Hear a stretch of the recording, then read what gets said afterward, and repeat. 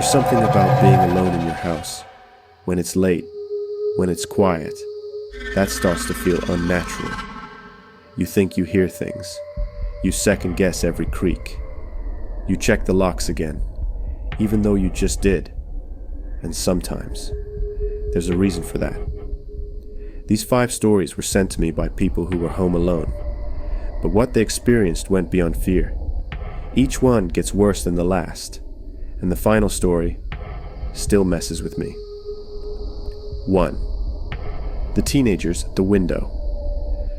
This happened when I was 17, and my parents were out of town for the weekend. It wasn't a big deal. They trusted me, and I wasn't the party type. I stayed in, made microwave popcorn, and started watching a horror movie around 11 p.m. Halfway through the movie, I heard a soft knock. Not on the door, on the window behind the couch. I froze. Our house isn't close to the street. There's a fence, a yard, and a small hill. No one would ever knock on that window unless they were already inside the property. I paused the movie, sat perfectly still. Then I heard giggling, low, whispery, like teenage boys. When I peeked through the blinds, I saw 3 kids, maybe 15 or 16, all in black hoodies, one of them crouching under the window and holding something metal. I backed away, grabbed my phone, and turned off every light in the house.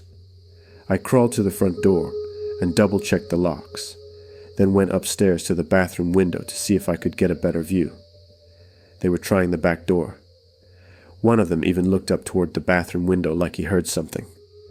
I called the police, quietly. Told them I was home alone and someone was trying to break in. It took them 12 minutes to arrive. Longest 12 minutes of my life. By the time they got there, the kids were gone. But they found boot prints in the dirt, a crowbar left near the garage, and cigarette butts outside the basement window. I don't know what would have happened if I had fallen asleep that night. 2. The phone charger I was house-sitting for my aunt while she was on vacation. It was an old house, kinda creaky, but it felt safe enough. She had a big dog named Max and a security system, so I didn't think twice about staying there alone for the week.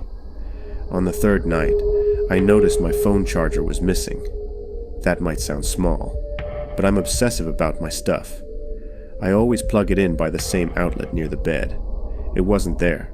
I figured maybe I moved it earlier or left it downstairs. I found it later that night, already plugged in, but not in the bedroom. It was in the kitchen, and I hadn't been in the kitchen all day. I told myself I must have been tired, and forgot. But then Max started acting weird. He wouldn't come into the hallway after 9 p.m., just sat by the front door and stared down the dark corridor, like he was waiting for something.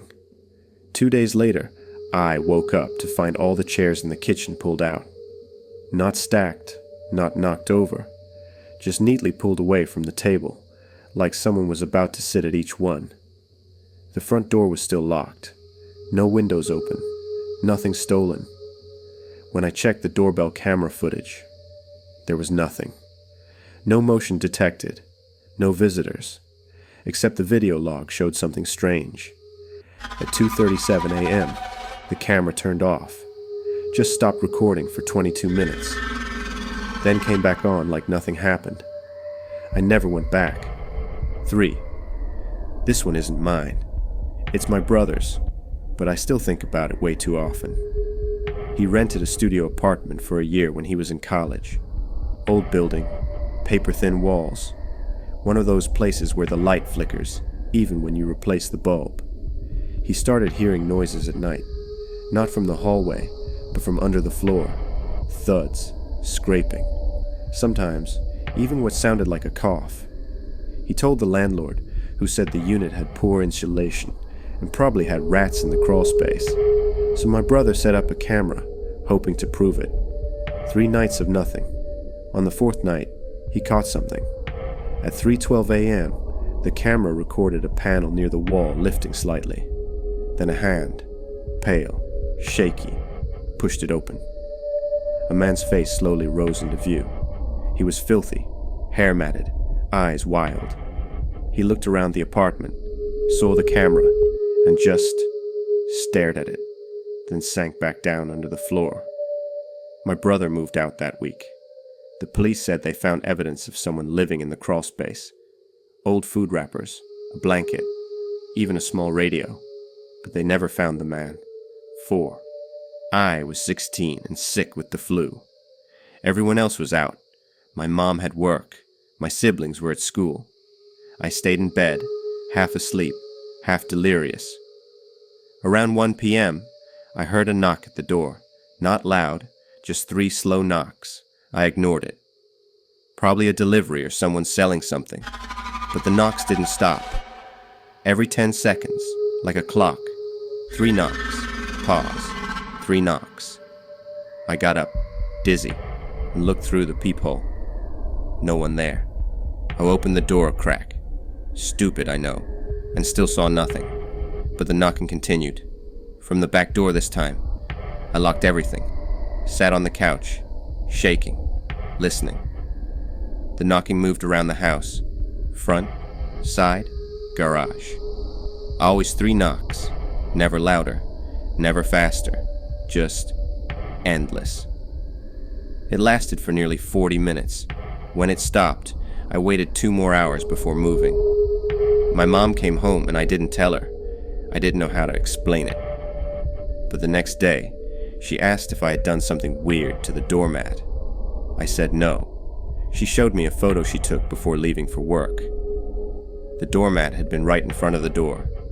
Now it was folded in half and pushed under the bush beside the steps. Almost like someone had been hiding behind it. 5. This is the one I hesitate to share. Mostly because I still live in the same house. About a year ago, I started noticing something strange. Small things at first. A fork left on the counter that I didn't use.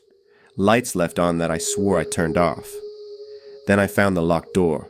It's in the basement, and I've lived here 5 years and never noticed it before. It was flush with the wall, painted over, hidden behind a shelf that I only moved because I was looking for a circuit breaker.